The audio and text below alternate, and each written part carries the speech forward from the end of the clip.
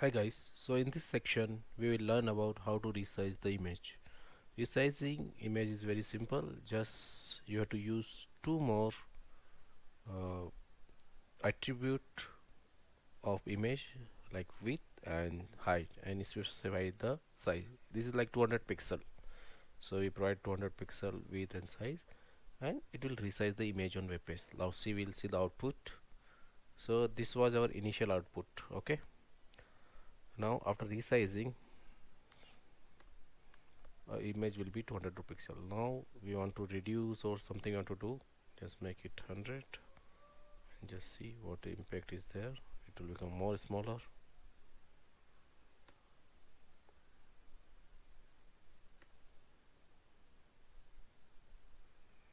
Okay, I have not saved this file. Now it will, you see the impact. See, it's become more smaller. Okay, so that way we can resize the animal.